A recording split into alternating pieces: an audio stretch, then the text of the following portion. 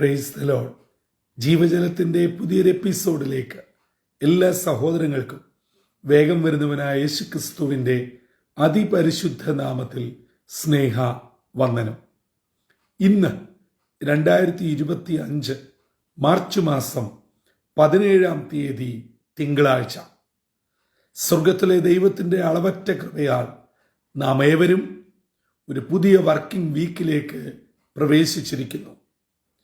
ഓരോരുത്തരും ആയിരിക്കുന്നിടങ്ങളിൽ ആരോഗ്യത്തോടും സൗഖ്യത്തോടും ദൈവകൃപയോടും കൂടെ ആയിരിക്കാനും ഈ ആഴ്ചവട്ടം നമുക്ക് ഏവർക്കും ഏറ്റവും അനുഗ്രഹപ്രദമായിരിക്കാൻ നമുക്കൊന്നിച്ചു ചേർന്ന് തമ്പുരാന്റെ സന്നിധിയിലേക്ക് അടുത്തു വരാം. വളരെ പ്രാർത്ഥനയോടെ ഇന്നത്തെ വാഗ്ദത്ത വചനത്തിനായി ഒരുങ്ങാം. ഇന്ന് ജീവജലത്തിൽ കൂടി പ്രോമിസ് വേഴ്സായി നമുക്ക് ലഭിച്ചിരിക്കുന്നത് നെഹമ്യാവിന്റെ പുസ്തകം 13 അധ്യായം 14 വാക്യം. The book of Nehemiah chapter 13 verse 14 നാം ഇപ്രകാരം വായിക്കുന്നു: എന്റെ ദൈവമേ, ഇത് എനിക്കായി ഓർക്കണമേ.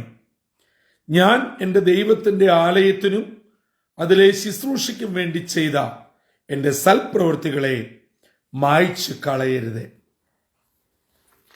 നെഹമ്യാവിൻ്റെ ഒരു പ്രാർത്ഥനയാണ് ഇന്നത്തെ വാഗ്ദത്ത വചനമായി നാം വായിച്ചു കേട്ട വാക്യം. നെഹമ്യാവിൻ്റെ പുസ്തകത്തിൻ്റെ ഇതിവൃത്തം വളരെ വ്യക്തമായി ക്രൈസ്തവ ജനത്തിന് അറിയാം.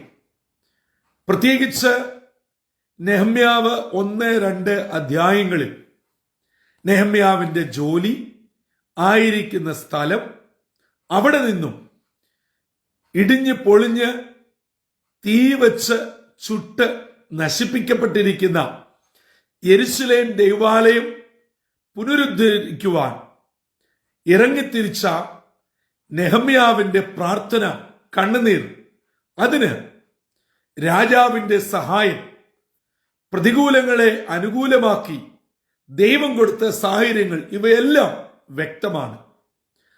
അങ്ങനെ ചുരുക്കത്തിൽ നെഹമ്യാവ് ഇതാ ദൈവാലയത്തിന്റെ ചുറ്റുമതിൽ, വാതിലുകൾ എല്ലാം പണിതു. ദൈവാലയവും ക്രമീകരിക്കപ്പെടുന്നു. ജനം ദൈവത്തിന് സ്തുതി പാടി ഇതാ ആലയം പഴയ സ്ഥിതിയിലേക്ക് കൊണ്ടുവന്ന് എത്തിക്കുന്നു. ഈ സാഹചര്യത്തിൽ നാം 13 അധ്യായം പഠിക്കുമ്പോൾ ഇതാ തന്നെ ഏൽപ്പിച്ച ശുശ്രൂഷ താൻ പൂർത്തീകരിച്ച് താൻ ബാബേലിലേക്ക്, അർത്തേസൃഷ്ട രാജാവിന്റെ അടുക്കലേക്ക്, തന്റെ ജോലിയിലേക്ക് മടങ്ങിപ്പോയി. അതിനു മുൻപായി ദൈവാലയത്തിന്റെ അത്യാവശ്യ ക്രമീകരണങ്ങൾ പൂർത്തീകരിച്ച് ഓരോ ചുമതലകൾ ഓരോരുത്തരെ ഏൽപ്പിച്ച് യഥാസ്ഥാനപ്പെടുത്തുകയുണ്ടായി. അങ്ങനെ ചില നാളുകൾക്ക് ശേഷം വീണ്ടും താൻ യെരുശലേമിലേക്ക് എത്തിയപ്പോൾ താൻ കണ്ട കാഴ്ച വളരെ വേദനാജനകമായിരുന്നു. അറകൾ, അതിന്റെ ചുമതലയുള്ള എല്യാശീബ് പുരോഹിതൻ. എന്നാൽ ഈ അറകൾ ഇപ്പോൾ മാലിന്യപ്പെട്ടിരിക്കുന്നു. നേരത്തെ അവിടെ കുന്തിരിക്കം, യാഗവസ്തുക്കൾ, ദശാംശം എന്നു വേണ്ട ദൈവിക ആരാധനയോടും പുരോഹിതന്മാരോടും ചേർന്നുള്ള കാര്യങ്ങളായിരുന്നുവെങ്കിൽ ഇപ്പോൾ എല്യാശീബ് പുരോഹിതന്റെ ബന്ധുവായ തോബിയാവിന്റെ വീട്ടു സാധനങ്ങൾ ആ സ്ഥാനം അതിക്രമിച്ച് കീഴ്പ്പെടുത്തിയിരിക്കുന്നു. ഇത് കണ്ട് നെഹമ്യാവ് അടങ്ങിയിരുന്നില്ല.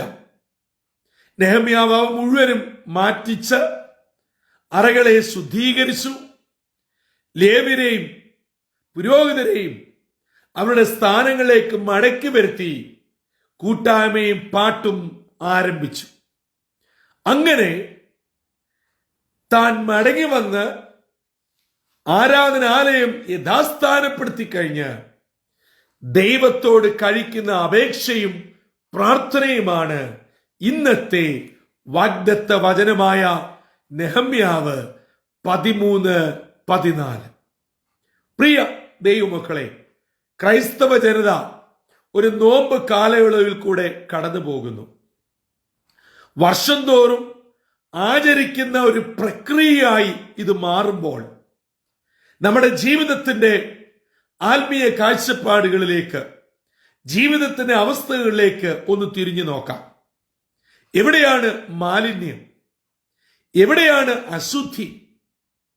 എവിടെയാണ് നമ്മുടെ അറകൾ അനാവശ്യ സാധനങ്ങളാൽ മാലിന്യപ്പെട്ടിരിക്കുന്നത്, നിറഞ്ഞിരിക്കുന്നത്? അതിനെ പരിപൂർണമായി നീക്കം ചെയ്ത് അറകളെ ശുദ്ധീകരിക്കേണ്ട വിധത്തിൽ ശുദ്ധീകരിച്ച് നഷ്ടപ്പെട്ടു പോയ, നിന്നുപോയ കൂട്ടായ്മയും പാട്ടും പുനരാരംഭിക്കണം. ഈ തിങ്കളാഴ്ച അതിരാവിലെ എന്നെ കേട്ടുകൊണ്ടിരിക്കുന്ന ഏതെങ്കിലും ദൈവമക്കൾ നിങ്ങളുടെ കുടുംബ പ്രാർത്ഥന നിന്നു പോയിട്ടുണ്ടെങ്കിൽ, ദൈവവചനം വായിക്കുന്നതും കേൾക്കുന്നതും നിന്നു പോയിട്ടുണ്ടെങ്കിൽ, നിങ്ങളുടെ പ്രാർത്ഥന ശുഷ്കിച്ചു പോയിട്ടുണ്ടെങ്കിൽ, നിങ്ങളുടെ ആരാധനയിൽ സംബന്ധിക്കുന്നത് എന്ത് കാരണം കൊണ്ടാണെങ്കിലും അതിന് വിഘ്നം വന്നിട്ടുണ്ടെങ്കിൽ, പ്രിയമുള്ളവരെ, ഇന്നത്തെ വാഗ്ദത്ത വചനം നെഹമ്യാവിന്റെ ഒരു വലിയ ആഹ്വാനം നമുക്ക് നൽകുന്നത്, നഷ്ടപ്പെട്ടത്, നിന്നുപോയത്, അന്യം നിന്നത് നാം പുനരാരംഭിക്കണം. നമ്മുടെ ഭവനത്തിലെ കൂട്ടായ്മ നാം പുനരാരംഭിക്കണം. നമ്മുടെ പിതാക്കന്മാർ തുടങ്ങി വെച്ച ആരാധന, നമ്മുടെ വേദനയിൽ, സങ്കടത്തിൽ, വിഷമത്തിൽ നമ്മൾ ദൈവത്തോട് ചില ഉടമ്പടികൾ ചെയ്തു. അതനുസരിച്ച് കൂട്ടായ്മയും പാട്ടും ഒക്കെ ആരംഭിച്ചു. പക്ഷേ അത് മുൻപോട്ട് പോകവേ ദൈവം നമുക്ക് പല നന്മകളും അനുഗ്രഹങ്ങളും നൽകിയപ്പോൾ നമ്മുടെ ഉടമ്പടി നമ്മളങ്ങ് മറന്നു. നമ്മുടെ ഭവനത്തിലെ കൂട്ടായ്മ, ആരാധന നിന്നുപോയി. പക്ഷെ നമുക്കതിന് ഒത്തിരി ന്യായങ്ങളും ഉപന്യായങ്ങളും നിരത്തുവാൻ കാണും. ആളില്ല, ആരോഗ്യം പോരാ, കൂട്ടായ്മ വെച്ചാൽ പാടാനും പ്രാർത്ഥിക്കാനും ആരും വരുന്നില്ല, ഒത്തിരി ന്യായങ്ങൾ കാണും. നമ്മുടെ വീട് ഒരുക്കമാണോ? നമ്മുടെ ഭവനത്തിലെ യാഗം നിന്നുപോയി, യാഗപീഠം അഴിയപ്പെട്ടു. അവിടെ ഇന്ന് അന്യാരാധന നടക്കുകയാണ്. ദൈവഹിതത്തിന് വിപരീതമായി നമ്മുടെ ഭവനങ്ങൾ, ഹൃദയത്തിന്റെ അറകൾ ഇന്ന് വീട്ടു സാമാനങ്ങൾ കൊണ്ട്, അന്യ ചിന്തകൾ കൊണ്ട്, സ്വാർത്ഥമായ ആലോചനകളാൽ നിറയപ്പെട്ടിരിക്കുകയാണ്. എത്ര പാടിയാലും, എത്ര പ്രാർത്ഥിച്ചാലും, എത്ര വചനം കേട്ടാലും ഒരു സന്തോഷവുമില്ല. നമ്മുടെ ദുഃഖം തീരുന്നില്ല, മാറുന്നില്ല. ഇതിന് എന്നും മാറും? അതിന്റെ അർത്ഥം നമ്മുടെ ഹൃദയത്തിലോട്ട് ഇതൊന്നും കേറുന്നേയില്ല. നമ്മൾ ചുമ്മാ അവിടെ ഇരിക്കുന്നു, കുറെ കൈയടിക്കുന്നു, കുറെ സ്തോത്രം പറയുന്നു എന്നുള്ളതല്ലാതെ ഇതൊന്നും ഹൃദയത്തിൽ നിന്നുള്ളതല്ല, ആത്മാവിൽ നിന്നുമുള്ളതല്ല, വെറും നാവിൽ നിന്ന് മാത്രം വരുന്നതാണ്. ഹൃദയത്തിൽ നിന്നും ആത്മാവിൽ നിന്നും ആത്മാർത്ഥതയും ഉള്ളതാണെങ്കിൽ നമുക്ക് അതിന്റെ ഗുണമുണ്ടാകും, സന്തോഷമുണ്ടാകും. അതാണ് 1 ശമൂവേൽ 1-ാം അധ്യായത്തിൽ ഹന്ന പ്രാർത്ഥിച്ചെഴുന്നേറ്റ് പോയിട്ട് പിന്നെ അവൾ ദുഃഖിച്ചില്ല, അവൾ കരഞ്ഞില്ല, അവളുടെ മുഖം വാടിയതുമില്ല. നമ്മളിത് ആരാധന കൂടുന്തോറും, പ്രാർത്ഥന കൂടുന്തോറും ദുഃഖത്തിന്റെ ആഴവും കൂടുകയാണ്. എങ്കിൽ പിന്നെ പ്രാർത്ഥിച്ചും ദുഃഖം കൂട്ടുന്നതിലും ഭേദം ഏതെങ്കിലും ഒന്ന് പോരെ. പ്രിയമുള്ളവരെ, ഈ നാളുകളിൽ നാം വചനപ്രകാരം മടങ്ങി വരണം. ഇത് നമ്മൾ എന്തോ ദിനംതോറും ചെയ്യുന്ന ഒരു ദിനചര്യ ചെയ്തു പോകുന്നതല്ലാതെ ദൈവവുമായി യാതൊരു ബന്ധവുമില്ല. അതുകൊണ്ട് നെഹമ്യാവ് നമ്മെ വലിയൊരു പാഠം പഠിപ്പിക്കുകയാണ്. നമ്മുടെ അറകൾ, നമ്മുടെ ഭവനങ്ങൾ, നമ്മുടെ ആരാധനാലയങ്ങൾ, നമ്മുടെ കുഞ്ഞുങ്ങൾ, നാം ദൈവം വസിക്കുന്ന ആലയങ്ങളാണ്. ദൈവ സാന്നിധ്യത്താൽ നിറയേണ്ടതാണ്. അവിടെ അന്യ ചിന്തകൾ വരുവാൻ പാടില്ല. ഇന്ന് നമ്മുടെ ഹൃദയത്തിലും നമ്മുടെ ഭവനത്തിലും തോബിയാവിന്റെ വീട്ടു സാമാനങ്ങളാൽ നിറയപ്പെട്ടു എന്ന് പറഞ്ഞാൽ ഈ ലോകത്തിന്റെ ചിന്തകൾ. അയ്യോ, മക്കളുടെ കാര്യവും കല്യാണം കഴിയുമ്പോൾ കൊച്ചുമക്കൾ, പിന്നെ അവരുടെ മക്കൾ, വീട്, കൂടെ, ആരോഗ്യം, വാഹനം, ജോലി. നമ്മുടെ ചിന്തകളും നമ്മുടെ വിചാരങ്ങളും ഒരിക്കലും തീരുന്നില്ല. കാരണം നിന്റെ ഭാരം എന്റെ മേൽ വെച്ചുകൊള്ളുക, ഞാൻ നിന്നെ പുലർത്താമെന്ന് പറഞ്ഞ ദൈവത്തിലല്ല നമ്മുടെ യഥാർത്ഥ ആശ്രയം, ലോകത്തിലാണ്. അതുകൊണ്ട് ഈ നെഹമ്യാവ് നമുക്ക് വലിയൊരു പാഠം നൽകുകയാണ്. നിന്നുപോയ കൂട്ടായ്മ ആരംഭിക്കണം. ഇവയെല്ലാം ചെയ്തിട്ട് നെഹമ്യാവ് ചെയ്തതുപോലെ നമ്മളൊന്ന് പ്രാർത്ഥിച്ചേ.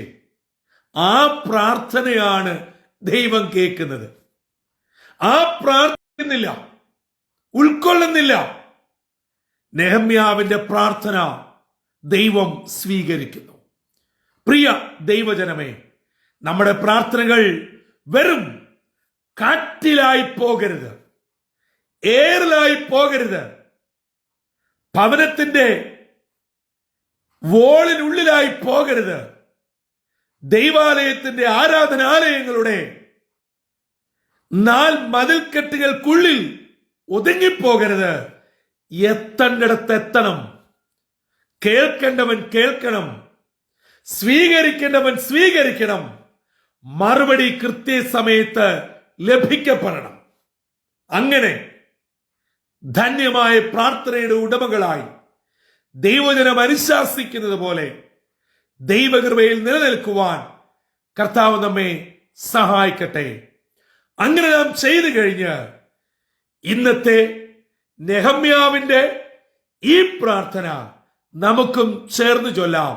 നിശ്ചയമായും നമ്മുടെ നല്ല പ്രവൃത്തികളെ, സൽപ്രവൃത്തികളെ മായ്ക്കാത്ത ദൈവം ജീവിക്കുന്നു.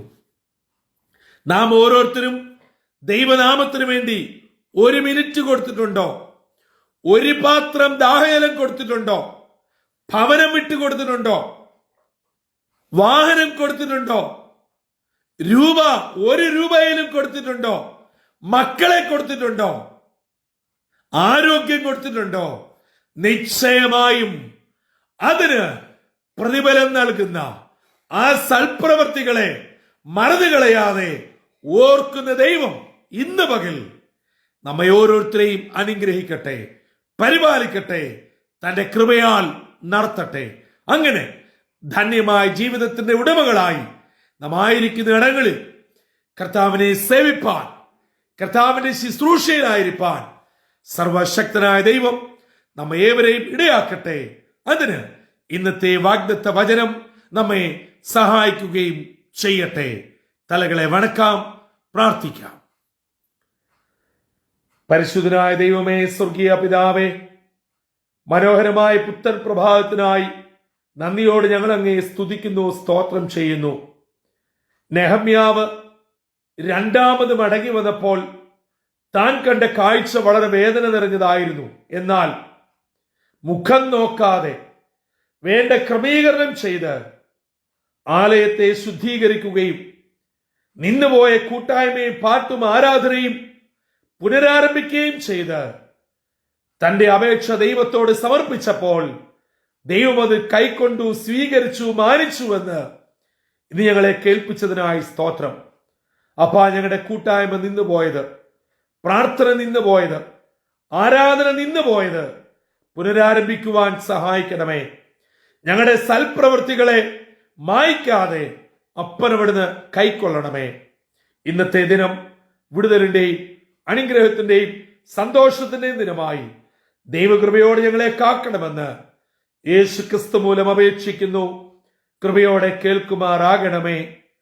ആമീൻ, ആമീൻ, ആമീൻ. പ്രിയ ദൈവമക്കളെ, ഇന്ന് നാം വചനത്തിൽ നിന്ന് കേട്ടതുപോലെ നാം ചെയ്യേണ്ട കാര്യങ്ങൾ കൃത്യമായി ചെയ്യുക.